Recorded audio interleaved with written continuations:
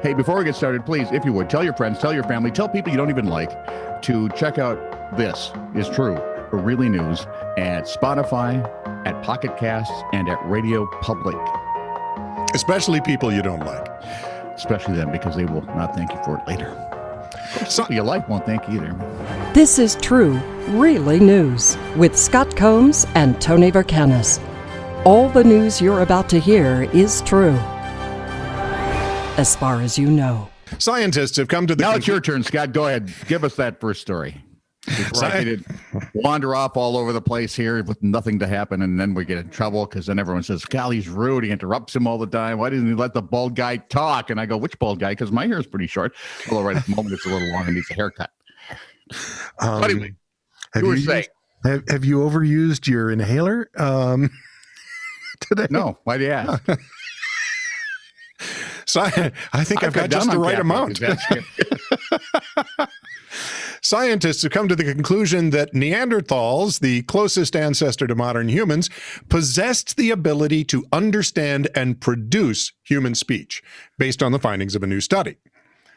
According to co-author Juan Luis Arzuaga, professor of paleontology at a university in Madrid, whose name I refuse to try to pronounce, for decades, one of the central questions in human evolutionary studies has been whether the human form of communication, spoken language, was also present in any other species of human ancestor, including the Neanderthals.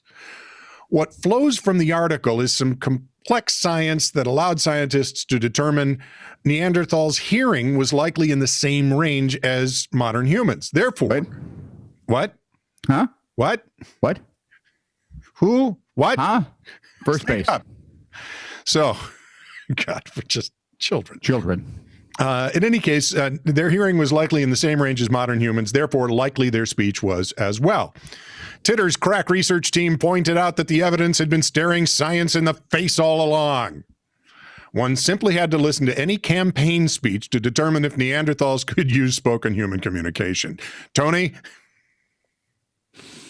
They're saying words, but they make no sense. Yep. Mark one down for the Check them for red hair. See if they live in a cave. Mark one down for the civilian fleet. While conducting maintenance in the international waters of the Caribbean, the crew of the RCGS Resolute spotted a Venezuelan Coast Guard vessel last March. Okay. According to the crew of the Portuguese flag but German-owned cruise ship, my, that must be complicated. Probably tax reasons. What language do you speak? Yes. The Venezuelan littoral patrol boat, Nayaguata? Sure. Anyway, a Venezuelan boat directed the cruise ship to follow it to a Venezuelan port. When the crew of the Resolute refused, citing their right to be in international waters, a crewman of the Venezuelan vessel used an automatic rifle to fire warning shots. Hey, I've seen that in like a lot of movies. When that didn't turn the Resolute to port, I got news for you. I don't care what the small arm is. You're not taking down a cruise ship. If they decide to ignore you, you'd have to shoot a lot. Yeah. You know, in the same spot, and you're only in a small hole then. When that didn't turn the cruise ship to port, the 262-foot, well, so you're basically got Big Brother and Baby Brother. Yeah, it's like a dinghy. Yeah. So the Venezuelans with their 262-foot boat attempted to ram the 409-foot Resolute. It's a David and Goliath situation. The Resolute's designed for sailing through ice-covered waters, so it took the blow. Well, actually, the boat looked down and said, what? The collision did rupture the hull of the Venezuelan boat, and it sank. Sank. Luckily, other Coast Guard boats came to the rescue of the Venezuelan vessel, while the Resolute sailed ever so happily on to the next port with the boat going. Mess with me, will you? Venezuela making bad decisions for the past few years now. Lost in translation. Don't forget to carry your thing. That's always good advice. Yeah. Anytime my wife will let me, I carry my thing. Sign on a fire extinguisher. Although for the Adams family, it'd be a whole different deal, wouldn't it? Yeah. In that case, it would be leash your thing. Yeah. You'd have to carry it and your thing. Yep. And I don't know how you're going to do that in public. Go ahead. Sign on a fire extinguisher. Yes. Hand grenade. Oh, see, now I got to pull the pin and throw it. It's just Dude, delicious. what are you thinking?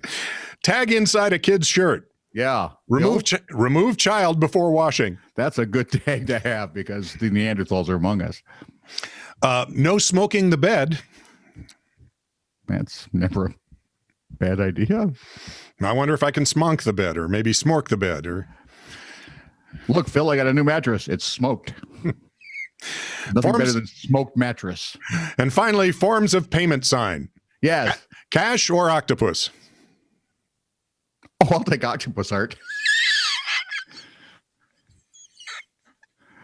I just want to see someone pull an octopus out of their back pocket. That's all I want. I want to see that. Here. This is true, really news. Send email to TiTR@netradio.network.